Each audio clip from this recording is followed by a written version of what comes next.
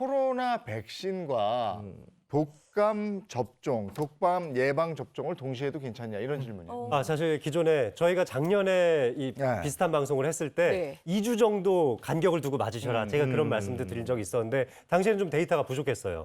그래서 이 양쪽 이 백신에 의한 서로 간의 영향성을 잘 모르고 어떤 백신에 의한 부작용인지 판단을 하기 위해서 2주 정도 간격을 두라고 했는데 이제는 괜찮습니다. 지금은 같은 날 접종을 하셔도 좋습니다. 내가 그래요? 체력적으로 괜찮은 날이라면 동시에 접종도 가능하게 됐죠. 네. 근데 또 요즘 보면 코로나19가 이제 뭐 완전히 우리 옆에 눌러 앉아가지고 네. 이제 계절성 질환처럼 자리를 잡는다. 이런 얘기까지도 있는데 이건 또 어떻습니까? 뭐 독감, 인플루엔자 같은 경우는 딱 계절을 타죠. 한 10월부터 시작해서 한 4월 정도까지 주로 겨울철 위주로 이제 하니까 그때쯤 맞춰서 예방 접종을 또 하게 되잖아요. 그런데 지금 코로나19 바이러스는 1년 중 4계절 내내 사실 계절을 따지지 않고 엔데믹 상황으로 지금 가고 있기 때문에 사실은 조금 더 연구와 데이터가 필요하긴 합니다. 네. 그리고 독감 수준 정도로 만약에 되더라도 결코 안심할 수는 없습니다. 예를 들면 지금 독감만으로도 국내 사망자 수가 1년에 2, 3천 명 나오기도 하거든요. 적은 숫자가 아닙니다. 네. 그러니까 독감처럼 그냥 우리가 일상처럼 받아들이겠지 하는 수준이 되더라도 좀 경각심을 가지고 유지를 해야 될 것 같습니다. 그리고 또 하나 뭐가 있냐면 우리가 일반적으로 코로나를 걸려본 적이 없으니까 이게 아플 때 어떤 증상인지 솔직히 몸으로 체험해보지 못했잖아요. 근데 이게 독감 증상이랑 상당히 유사하다라고 얘기하는데 일반적으로 겪어봤던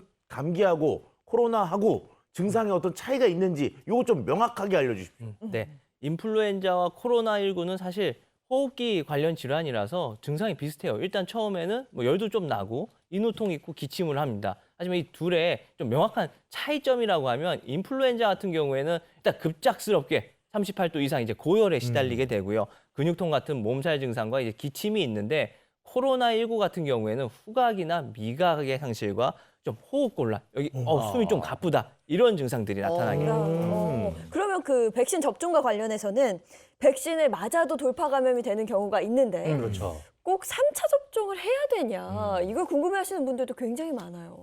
바이러스가 이제 증식하는 과정에서 계속 변이가 생기죠.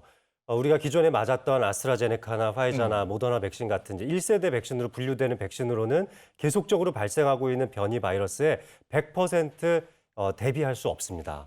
우리가 가지고 있는 면역 체계는 크게 두 가지인데 이 선천 면역이 있고 나중에 획득 면역이 생기는데 백신은 결국 획득 면역을 증강시켜주는 방법이거든요. 그런데 바이러스가 감염되는 초반에는 선천 면역에 의해서 이게 방어가 돼야 되는데 이것까지는 백신이 완벽하게 막아주질 못합니다. 따라서 어떤 종류의 백신을 맞더라도 감염을 완전히 막아주지는 못할 뿐더러 그리고 기존에 나와 있었던 1세대 백신만으로는 또 예방력이 점점 떨어지고 있는 것이 사실입니다.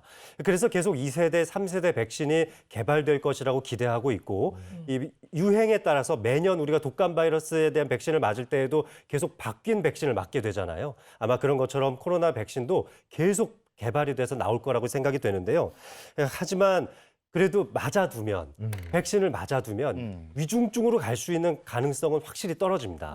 그리고 획득 면역 자체를 증강시켜주기 때문에 병에 걸렸을 때 내 몸이 이겨내는 힘을 조금 더 보태줄 수 있는 거라고 생각하시면 좋겠습니다. 네. 얼마 전에 노바백스 백신 4차 접종 얘기가 나왔는데 나왔죠.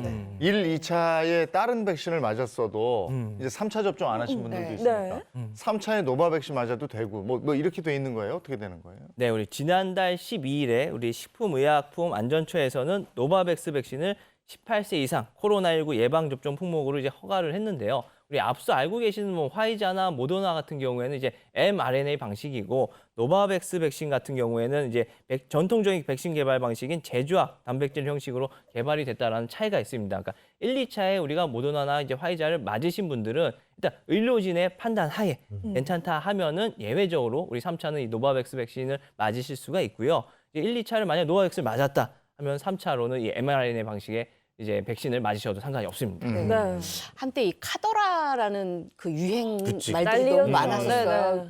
가짜 통신이라고도 얘기를 했는데 우리가 한때 백신을 맞으면 내 유전자가 약간 변이가 된다. 이런 괴소문이 있었는데 저도 들었어요. 예, 아무래도 이게 네. 내 몸에 들어오는 거니까 조금 겁나잖아요. 네. 괜찮은 건가요? 그렇죠. 20년 뒤에 내가 괴물로 변할까 봐 하는 걱정하셨죠.